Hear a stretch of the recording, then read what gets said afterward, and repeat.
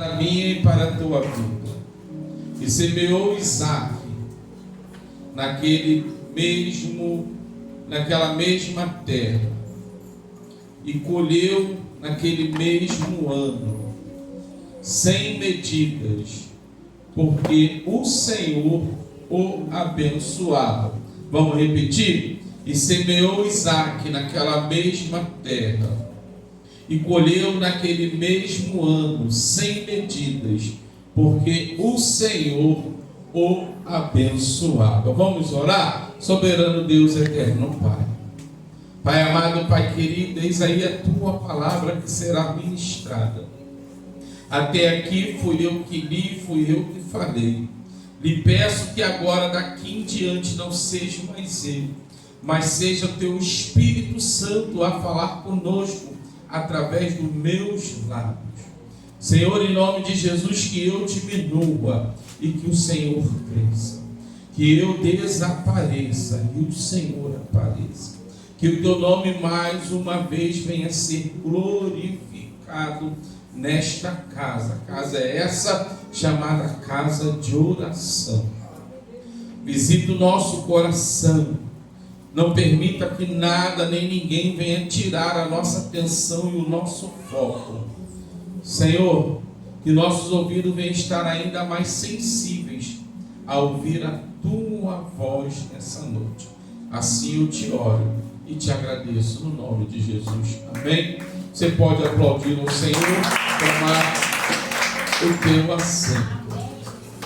Esse texto, irmão, é bastante conhecido e é gratificante você ministrar esse texto de Gênesis 26, porque o texto vai começar dizendo, no versículo 1, que havia uma fome sobre a terra maior da que Abraão passou. E o que me chama a atenção é que, quando a situação apertou, Isaque pensou até em descer para o Egito. Mas só que a palavra do Senhor veio a ele e mandou ele permanecer em Gerar. Aqui eu já aplico para mim e para a tua vida. A obediência, ela vai trazer vitória para mim e para a tua vida. Porque se Isaque, ele não ouve a voz do Senhor e desce para o Egito, ele não teria colhido naquele mesmo ano. Então já começo aplicando para mim e para a tua vida. Seja obediente. É por isso que eu sempre peço ao Senhor que os nossos ouvidos venham estar sensíveis a ouvir a voz dele. Porque muitas das vezes, em meio às tribulações, em meio aos nossos problemas diários, muitas das vezes nós não damos ouvido ao que o Senhor está falando conosco. Como assim, pastor? Que é isso? Sim. Você quer ver uma coisa? É você estar passando por um momento de dificuldade e vem a pessoa ao teu lado e vai perguntar: onde está o teu Deus? Por que você fala que teu Deus é dono do ouro e da prata e você está passando por isso? Meu Deus é forte. Aí o inimigo ele começa a semear na minha e na tua vida a dúvida. Aí muitas das vezes você vai parar e vai se perguntar: mas será que Deus me prometeu é isso mesmo? Será que foi Deus que falou? Será que foi Deus que realmente usou a boca do profeta, da profetisa para falar comigo? Maravilhoso. Só que o texto, irmão, vai dizer que Isaque não questiona.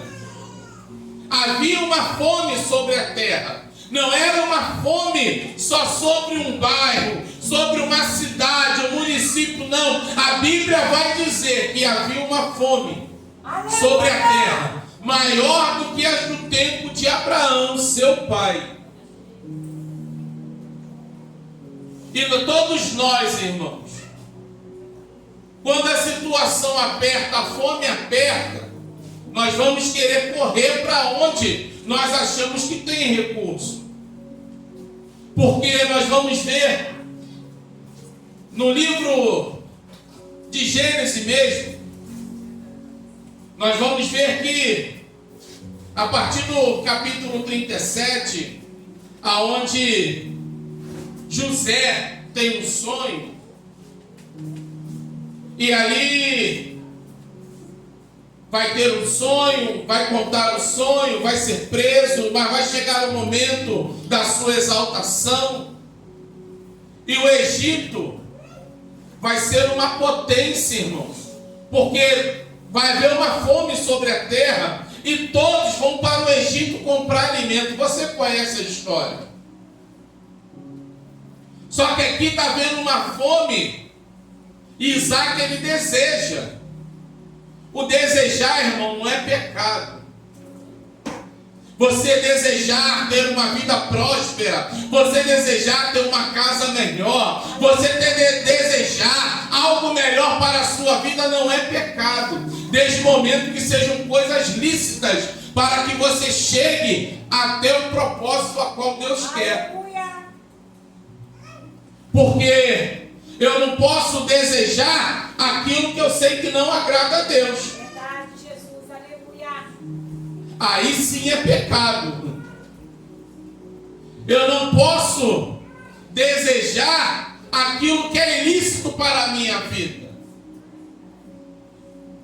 Eu falei esses dias, estava conversando domingo até com o diácono Alexander. Uma pessoa chegou para mim e falou: ó, o que você precisar para o seu carro, fala comigo, que a gente vai ali, tira de um e bota no teu. Eu falei: eu não posso, porque isso caracteriza roubo. Então, irmãos, desejar a gente pode, você pode desejar. Eu não sei como é que é a sua casa, mas você pode desejar: eu quero ter uma casa melhor, uma casa mais ampla, eu quero ter um sofá novo, um móvel novo. Isso é desejo de meio do teu coração. E Isaac, ele desejou descer para o Egito. Só que quando vem o desejo, vem a palavra de Deus em seguida. Maravilhoso, aleluia. Não pode, não vai. Aleluia. Permaneça. E isso aqui, irmãos, me chama a atenção, porque há uma fome, há uma crise, há um problema, e Deus manda eu e você permanecer no problema. Não saia do problema. Mas pastor, o negócio está estreito. O Senhor fala para mim e para você: permaneça. Não, mas eu não quero. Permaneça. É por isso que eu falei que a obediência, ela traz vitória, traz bênção para mim e para a tua vida. Deus, aleluia. E Isaac vai permanecer, irmãos. Todos nós conhecemos bem essa história. Isaac, se a gente for olhar, Isaac ele passa a ser perseguido. Como assim? Que ele vai cavar poços, os inimigos vão vir, vai tomar os poços, vai entulhar os poços. E poço vai falar de prosperidade.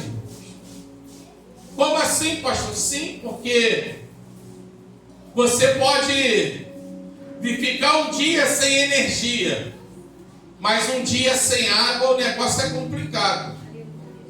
Porque naquele tempo não tinha caixa d'água igual nós temos hoje.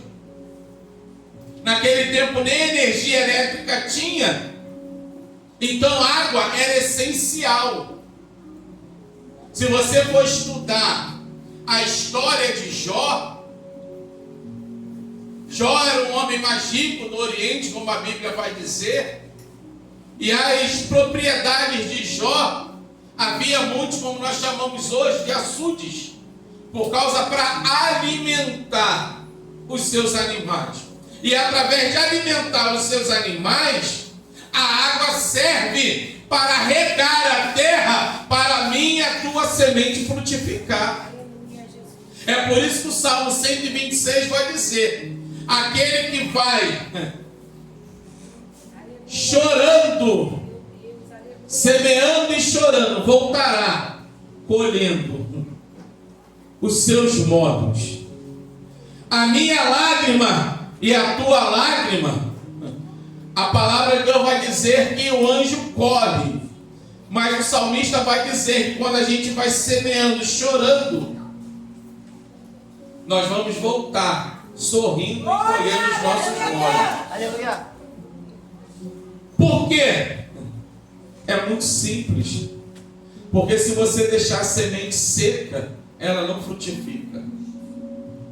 Então aqui, Isaac está passando por um período que nós chamamos de hoje de uma grande tribulação. Porque ao olhar humano, nada estava dando certo.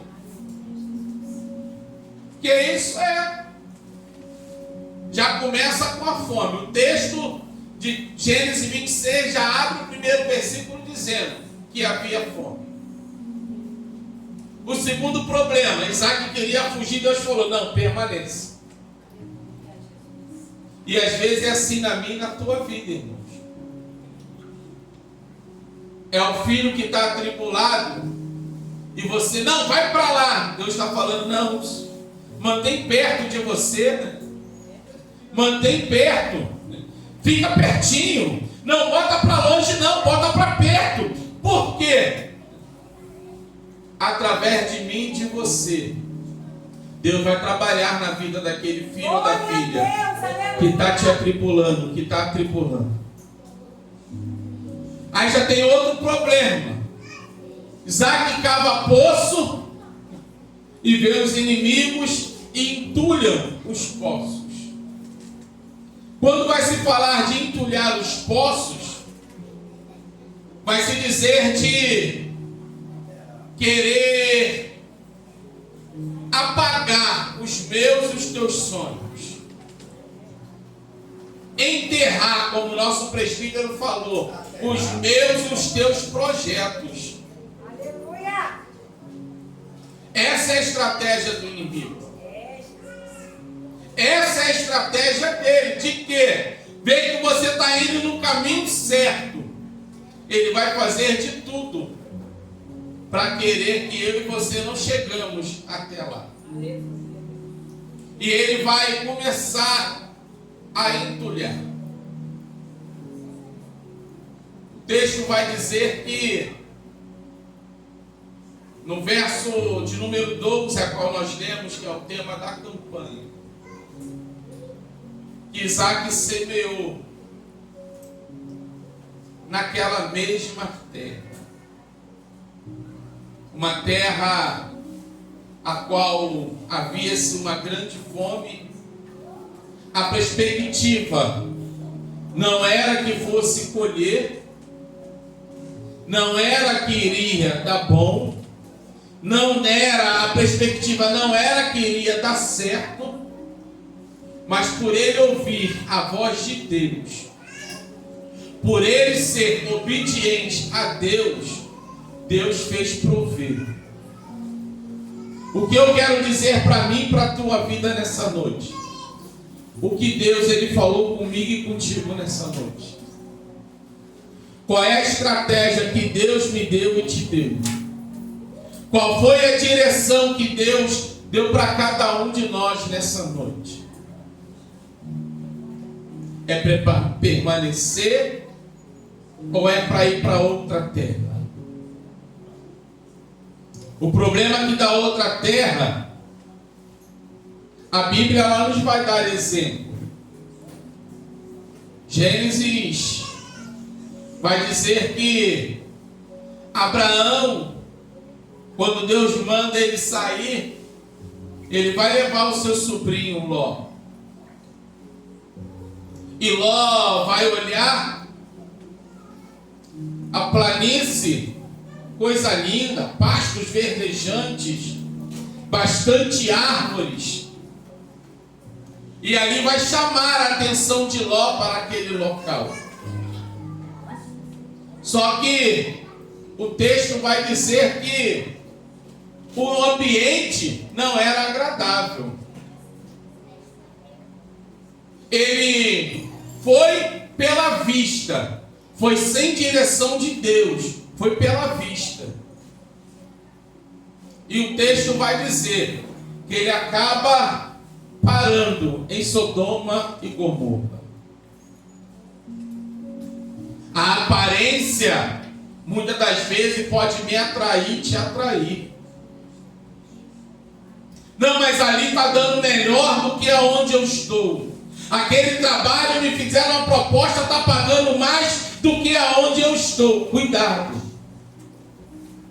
Que a aparência pode me levar e te levar para a armadilha. Isaac, ele permaneceu, irmãos, obediente ao Senhor. Teve suas falhas? Teve.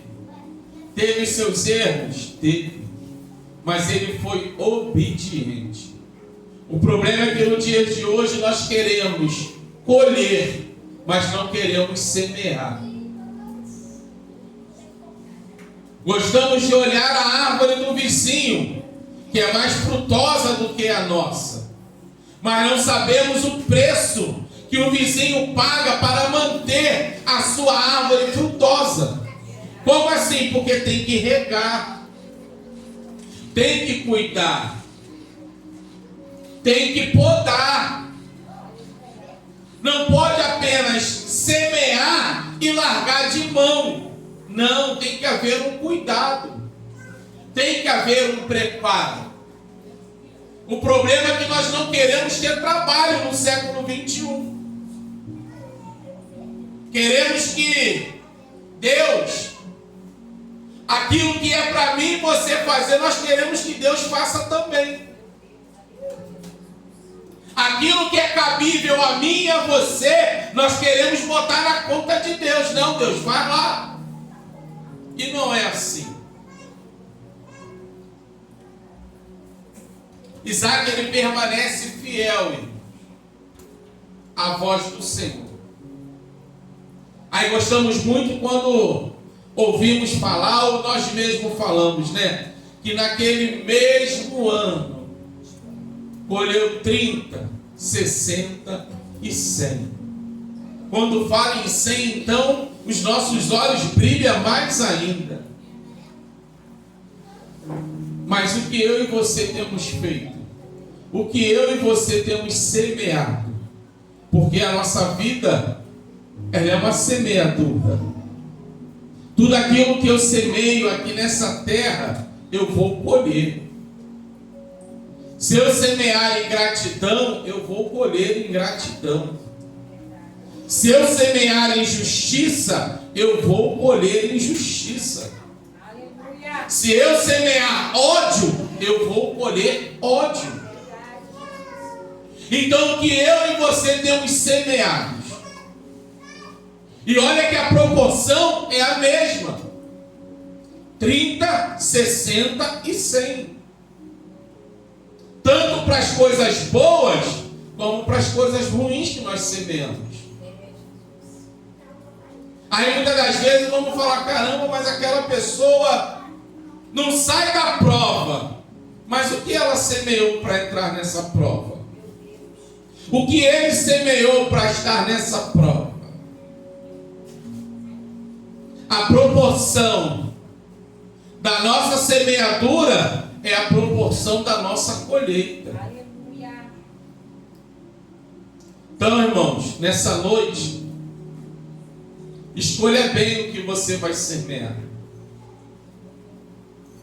Que teus ouvidos venham estar cada dia mais sensíveis a ser obediente à voz do Senhor.